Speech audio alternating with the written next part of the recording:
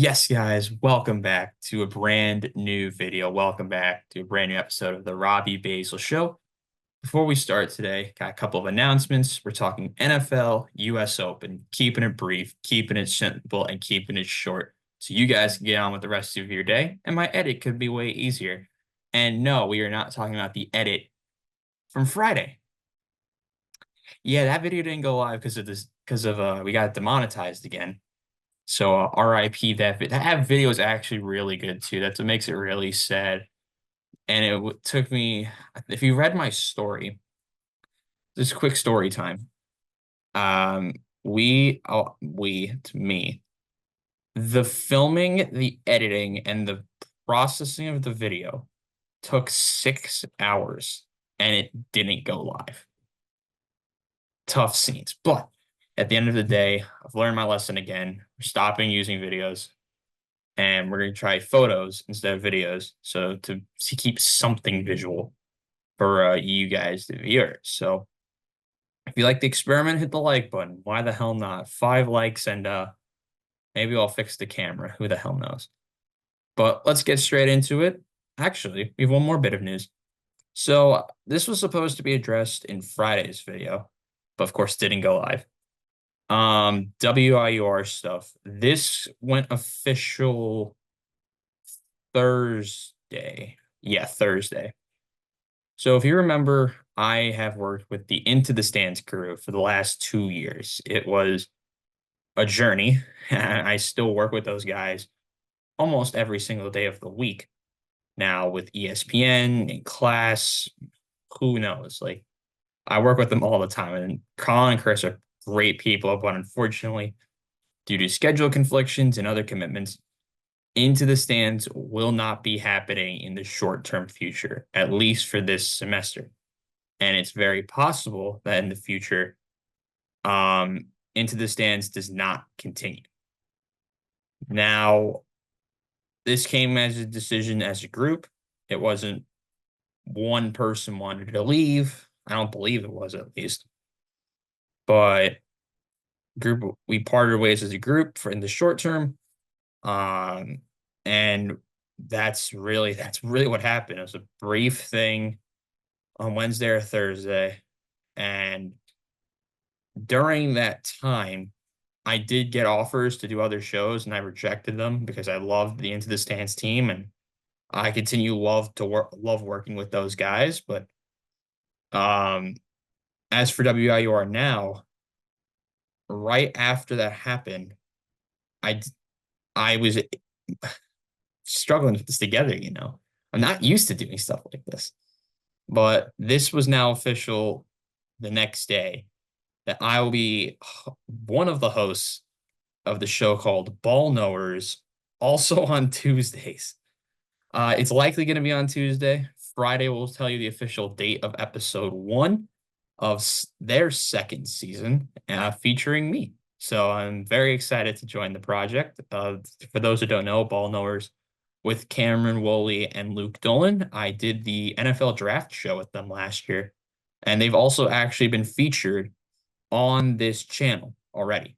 So I think a lot of people who watch my channel know Luke and Cam. They were part of some NHL content a couple of months ago. And in the future, there's a good chance they be featured more. Possibly. We'll see.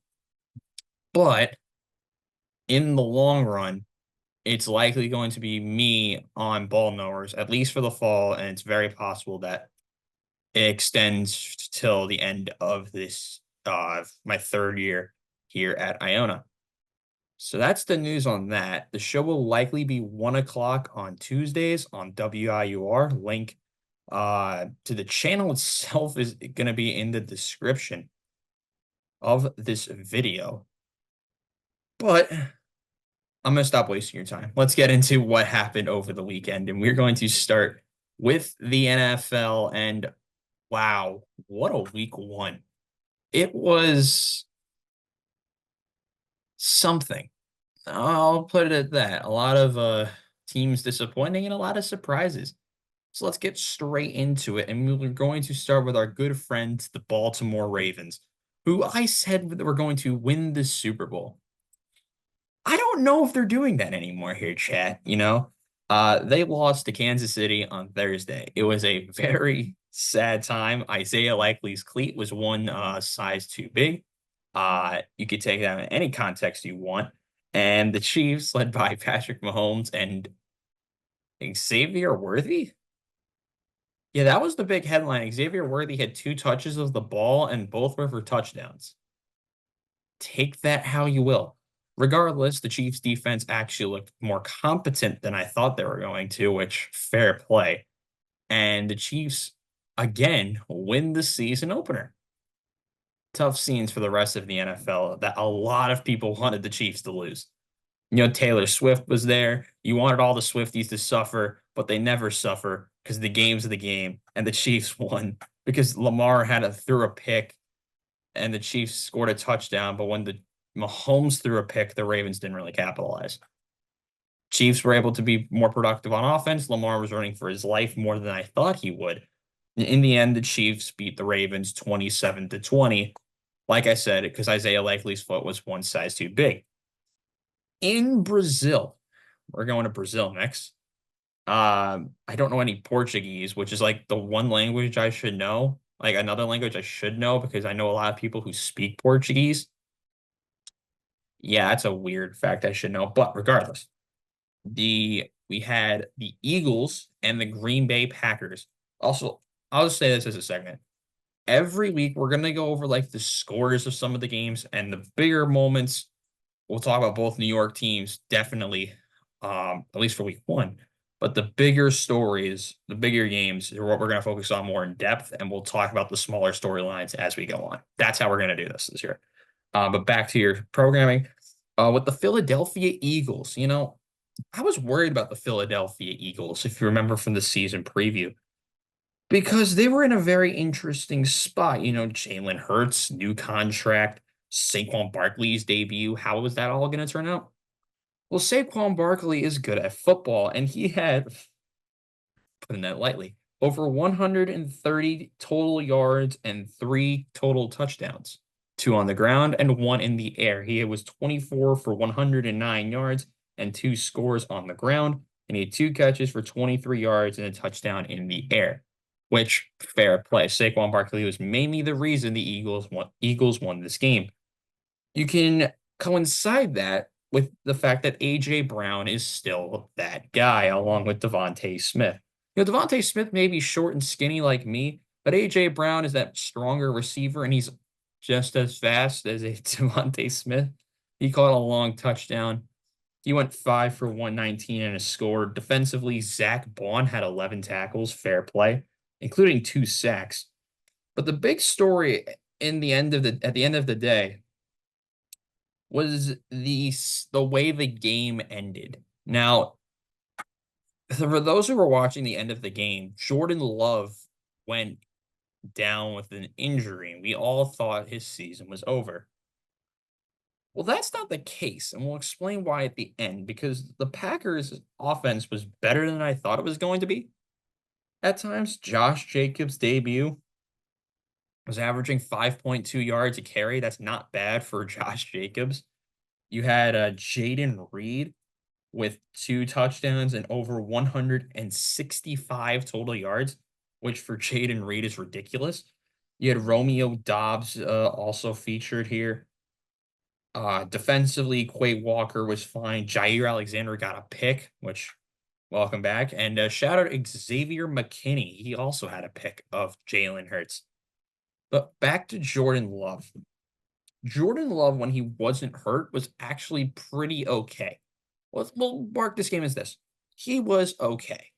I mean, 17 of 34, it's never going to be good. But back to Jordan Love's injury. We learned that the Packers are not going to place Jordan Love on the IR injured reserve for now. We also know that the Packers are starting Malik Willis next week. Now, for those who don't remember Malik Willis at all, he's actually very forgettable as a player. He's fast, he's inconsistent, and he was a former Titans quarterback. That's all you need to know. They will be starting against against a team that he's actually played a decent amount in the AFC South's Indianapolis Colts on Sunday. Now, for the Packers, I'm not that worried for them because they could still move the ball, but it's concerning when the fact that you don't have Jordan Love in there, a Jordan Love player who I said was going to finish second in MVP voting this year. Nice. Regardless, the Green Bay Packers lost because the Eagles stopped them late, and that's that. Brazil, the field was terrible. The game was decent, and please stop putting games on Amazon.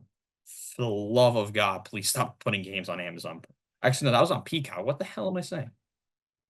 Amazon's Thursday Night Football. Put that back on NFL Network, please. Back to so we now go to the games from Sunday, and we'll go through some of the games, the early session games now. You had the Saints who looked miraculous. The defense looked great. Derek Carr looked competent. The Panthers suck, but we knew that already.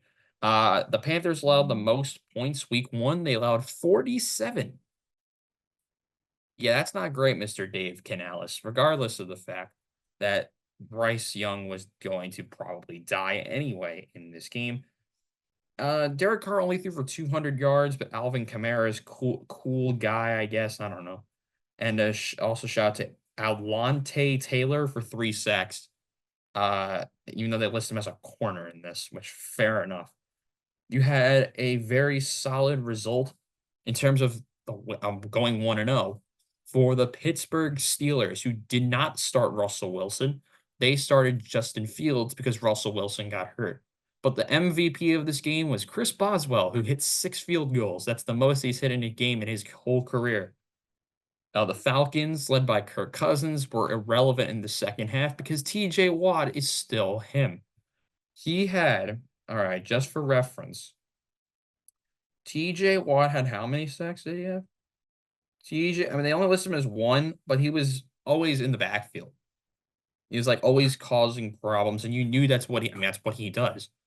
But good day for George Pickens. Fields was terrible, by the way. Only 160 total passing yards, just under 160 total passing yards. A theme we'll be highlighting later with the team from the Windy City. The Atlanta Falcons struggled with Kirk Cousins, though they did get a touchdown pass to Kyle Pitts. When was the last time we said that one? Who the hell knows? But decent days from Bijan Robinson, who had around 100 plus around 110 total yards, I believe is what it was. Defensively, Jesse Bates was around. Mike Hughes led the team in tackles, which you don't usually hear that name very much. But the Falcons couldn't really move the ball late. The Steelers kept kicking field goals, and the defense was great. Steelers go to 1-0. They defeat the Falcons 18-10. Your score. Also in the 1 o'clock session, you had a solid day for the Minnesota Vikings. We'll talk about them next. They took on the New York Giants, and Sam Darnold. I gotta give it to him. He was really good. Now, week 1, Sam Darnold, you could get a possibility for many things. This wasn't what I was expecting. Sam Darnold, 19 of 24, which is great for Sam Darnold, by the way. 208 yards, but they stopped throwing the ball later because they wanted to get the game done with. Aaron Jones, cool guy. Justin Jefferson only had 60 yards, but he did catch a touchdown, which was good to see Justin Jefferson back catching touchdowns. But the big story for me was the Vikings defense looked miraculous. You got to give it to them. You had Harrison Smith getting an interception, Andrew Van Ginkel pick 6 on the most pathetic play ever that we can't play because we'll get demonetized. You had Stephen Gilmore causing problems. You had Pace Jr. causing problems. Blake Cashman. This is Byron Murphy, right? Yep, Byron Murphy Jr., the 26-year-old on the defense. And back to the offense again, Aaron Jones. You talked about him. He was really good. 14 of 94 for a touchdown. He was great. Giants were, in a word, concerning. Daniel Jones, bad. The run game, bad. We had the passing attack, other than Malik Neighbors and Wandale Robinson, who were both meh, bad. You had the defense, bad, other than the first drive. Like, yes, they forced an interception and they forced a fumble, but like they didn't do anything with either of them. I got to watch this game. I wish I didn't, but at the end of the day, this team just didn't look good. I don't know what else to say. The only bad thing of this whole game at all was that Jordan Addison got hurt. No news on when he will be back, which kind of sucked. I wanted to see Jordan Addison play more, but regardless, the Vikings come out with a big win over the Giants, 28-6. Elsewhere in the NFL, in the early games, you had the big shocker with the Patriots defeating the Cincinnati Bengals. You had a big day for the Patriots defense, really limiting Joe Burrow to only 164 passing yards, around, I believe, 210, 224 yards of offense, which is bad for the Bengals. You were intrigued to see how this team would look with the new contract for Jamar Chase, and I will say this, they were not good. They were not good at all. You know, Zach Moss led the running attack, but Jamar Chase only 6 for 62. They're missing T. Higgins as well. So I don't not that worried for the Bengals yet, but I am worried about the Cincinnati Bengals. They had someone had a fumble on the 2. Joe Burrow was bad. Something to watch out for. Another player to watch out for is Ramondre Stevenson. Now, Ramondre Stevenson is a very interesting character. He is probably the best player on this Patriots offense, and actually one of the few players you will know actually who he is. Ramondre Stevenson, 25 touches for 120 yards and a touchdown to his name. Very respectable performance from Ramondre Stevenson was probably the main reason they actually won, because he is the only player on this team to record a touchdown. Both of the touchdowns in this game were on the ground. Patriots defense was miraculous. They did a lot of good things. You had Bentley get half a sack. Big day for Keon White. He had 2.5 sacks. Shout out to him. The secondary was good. The Patriots really were able to limit Joe Burrow, and that's one of the biggest headlines of the week one. Joe Burrow limited in terms of yardage against a Patriots team that I'm shocked was even able to move the ball against the Bengals to begin with. So, Patriots, fair play. One of 3 AFC East teams to win their first game. Joining them on that list were the Buffalo Bills. They were able to, after a horrendous first quarter, come back strong, led by Josh Allen. Now, Josh Allen is still Josh Allen. That's what we should know. He had 232 passing yards and 39 rushing yards, 4 total touchdowns on the way to a win. Bills defense held strong in the second half, and the comeback was on, and the Bills come on to win. Kyler Murray was great in the first half, not the second. Buffalo Bills go on to win 34-28. Continuing, we had the Houston Texans. They were good. They were able to defeat the Anthony Richardson-led Indianapolis Colts. C.J. Stroud was great. Joe Mixon was great. Stephon Diggs was meh. And Nico Collins was great. I'm saying Stephon Diggs is meh, even though he had 2 touchdowns. Don't question it. Don't. No.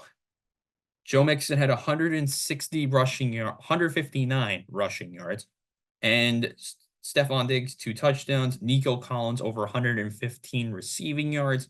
They were all just what you were expecting. As for the Colts, AR-15. Well, now that he's wearing number 5, you can't call him AR-15 anymore. Anthony Richardson in the number 5 jersey was not accurate. And that's going to be the one thing you have to worry about with Anthony Richardson is the accuracy. They talked about it in the NFL draft 2 years ago. He had that problem in the first couple of weeks before he went down last year. He is still inaccurate. It's going to be a process. But he was able to find Alec Pierce for a couple of big plays. Alec Pierce, by the way, averaging 41 yards per reception. So, I mean, the one thing that concerns me is the 9 for 19. That's not good. But he was able to rush for a touchdown as well. So, three total touchdowns for Anthony Richardson. You had a down day for Jonathan Taylor as well. Something to watch out for. I wasn't high on Jonathan Taylor this year, but regardless, the Houston Texans come out with a big time win. Finishing off the 1 o'clock games, you had two more contests. First, you had the comeback by the Miami Dolphins, who were down 17-7 at the half. They came on with a big second half to come out here and win. Tua Tagovailoa leading the quarterbacks of week one in terms of passing yards. He had 338 through the air. The run game was terrible. The run game was very poor. Devon Achane, 10 for 24. Jeff Wilson was 5 for 26. Raheem Mostert, 6 carries for 9 yards, which nice.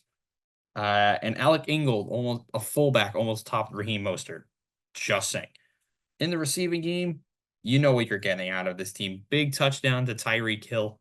Tyreek Hill, who was like arrested. Well, wasn't arrested, but he was like stopped, put in handcuffs. The whole situation's unraveling. I'm not going to go into it very much because I still don't know the whole full details on it.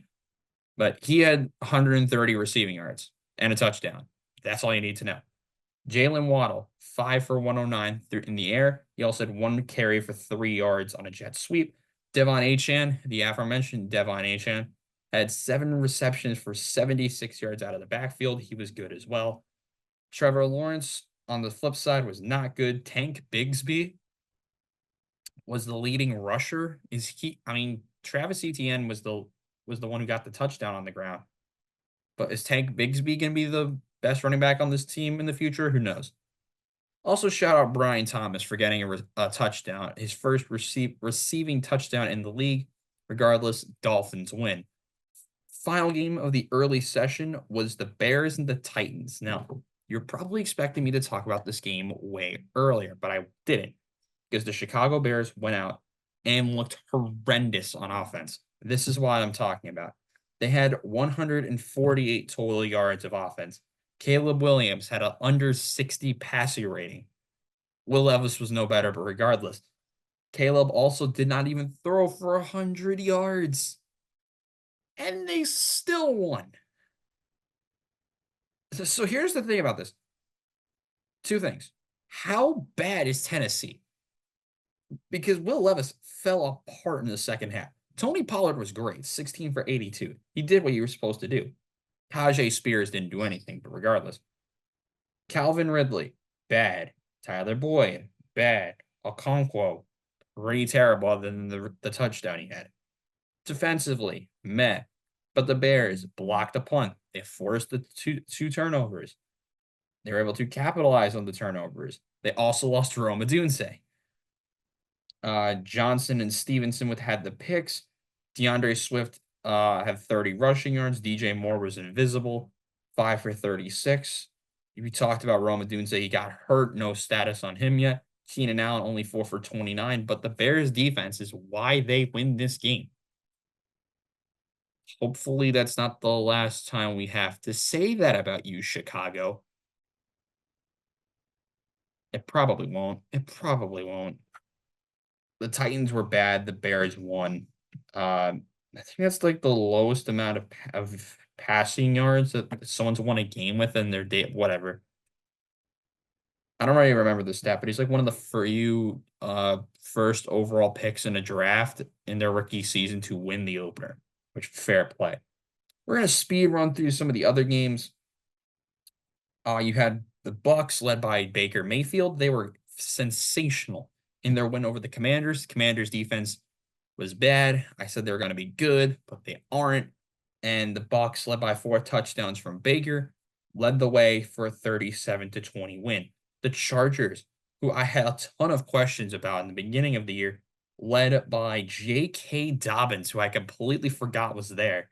He went 10 for 135 in a score. Justin Herbert wasn't good, but that's the new offensive style that the Chargers are going to play. And the Chargers came out here and were at home, even though it felt like a road game, and went out and beat the Las Vegas Raiders 22-10.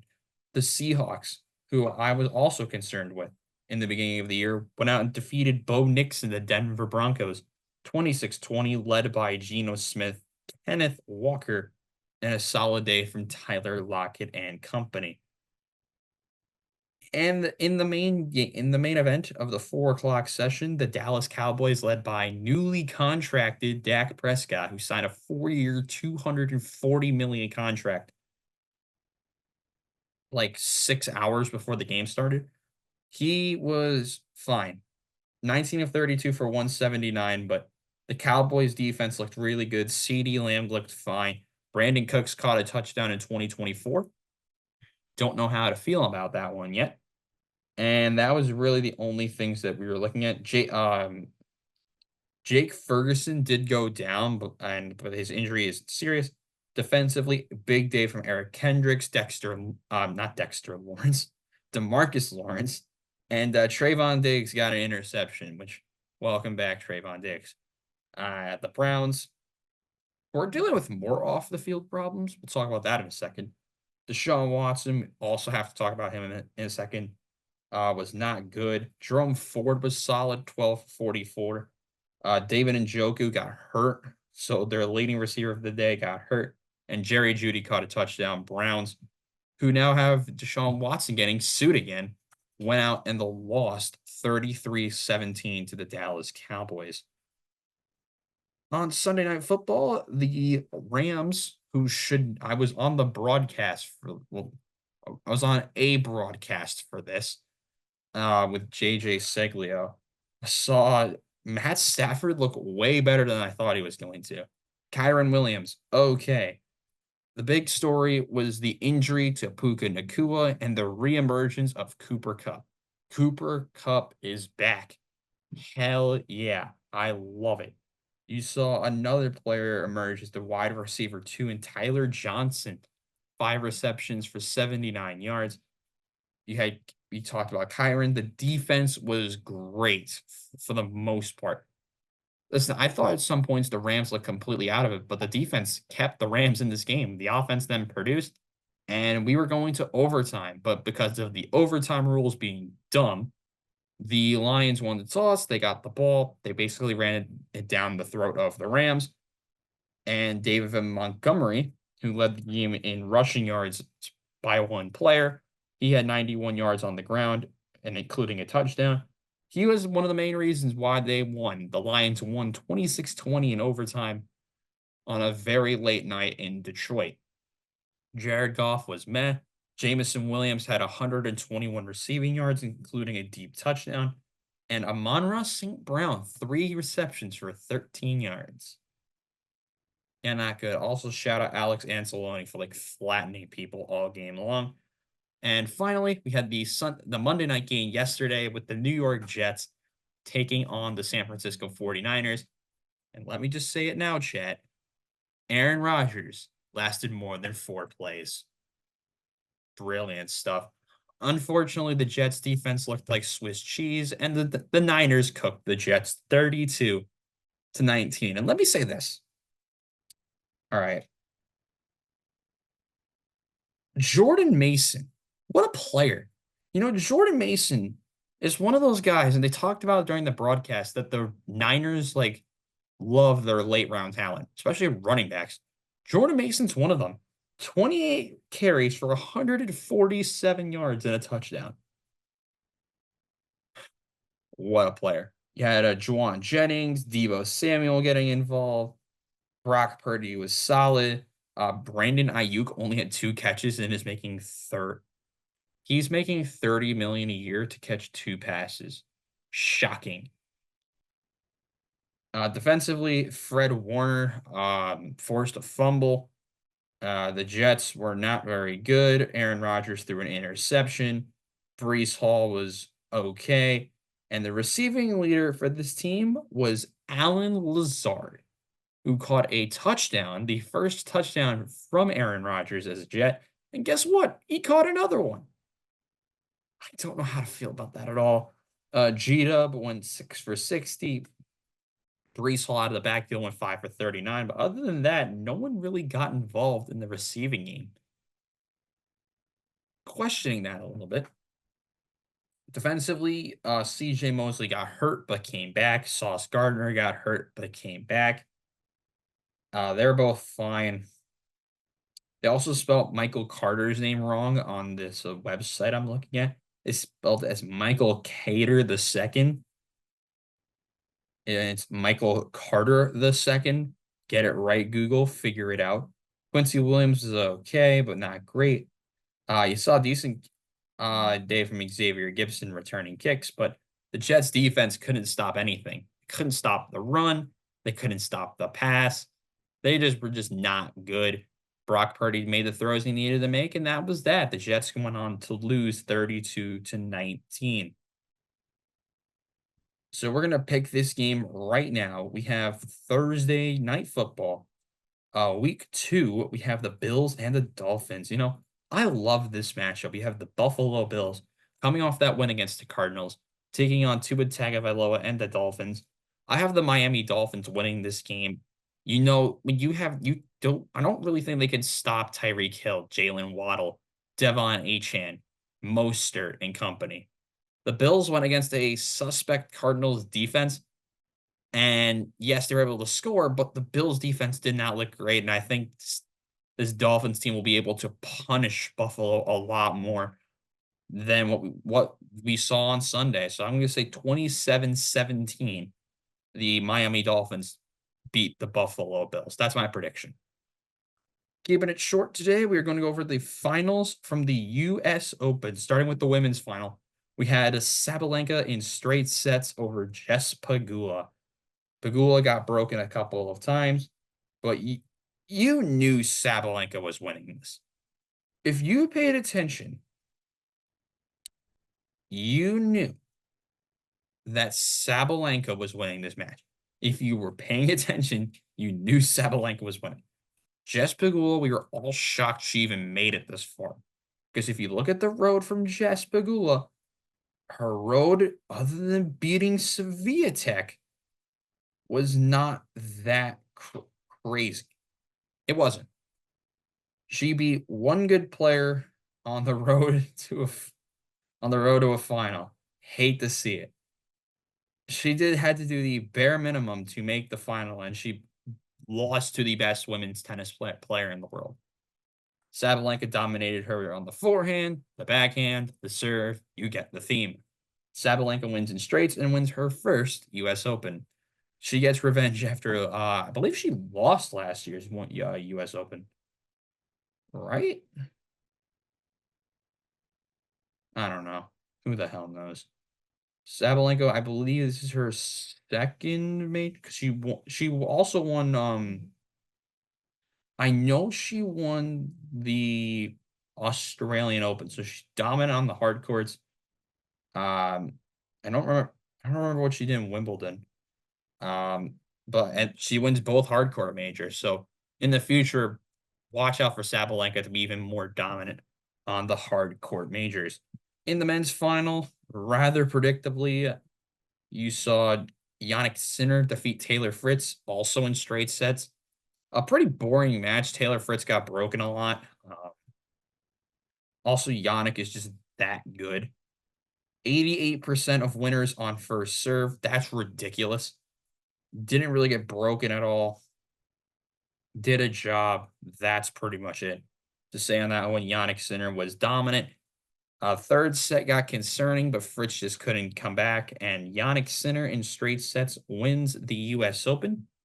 So fair play, Yannick Sinner. After all the controversy from like people from him getting out of like a suspension and whatever, he comes back and wins. So he's also won both hard court majors this year. So Yannick Sinner, who defeated Daniil Medvedev, who I had winning the whole thing, goes on to win the U.S. Open for, I believe, his first U.S. Open title as well.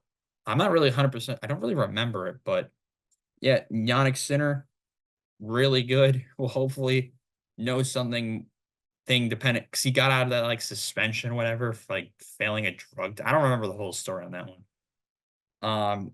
Finally, we just did get some news on the PGA Tour, and it's something I want to talk about. real quick. So if you remember, a couple of months ago, I was talking about the possible merger of the PGA Tour with the Saudi Arabia Public Investment Fund. And I'm like, no, I said this back in like December. And we're like, this merger will happen soon. Well, it's been like 7 months, and we're back at it again.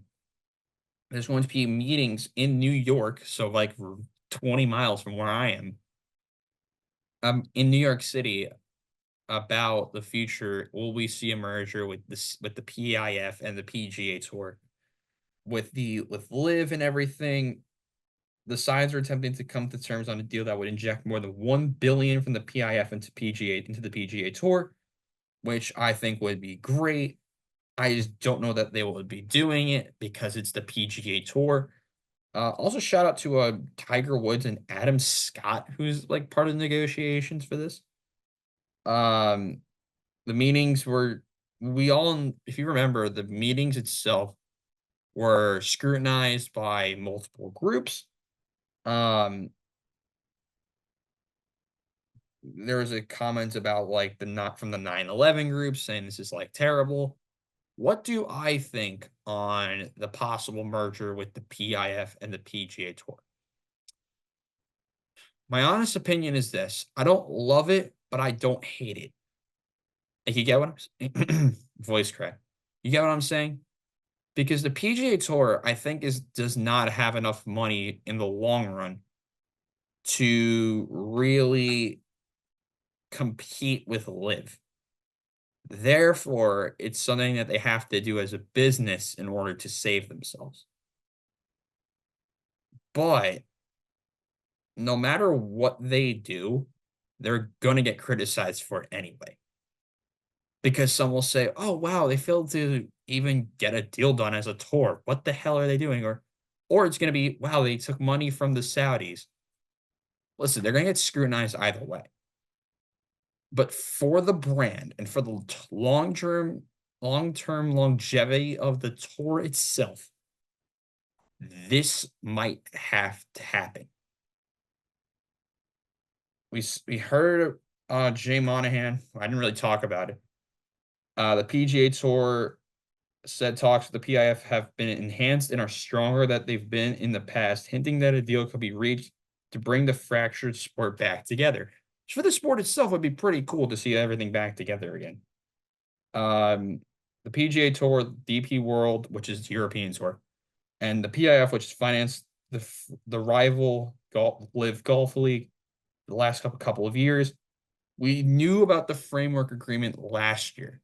That was one of the first major events that happened on the history of this channel as itself, was the alliance with the three, the four, Live slash PIF, PGA Tour, DP World. That was the main major agreement, and nothing. I mean, they had a deadline at the end of the year to come up with something, and they did nothing. So they think it's a bigger priority. But I'll ask you guys this, for the comments. Do you actually think there'll be a deal done with PGA and the PIF? Let me know in the comments below. But on that note, that is how today's episode is going to end. Thank you guys so much for watching today's episode. If you like what you see, hit the like button down below, subscribe, enjoy the rest of your week. I'll see you guys next time. Goodbye, everyone.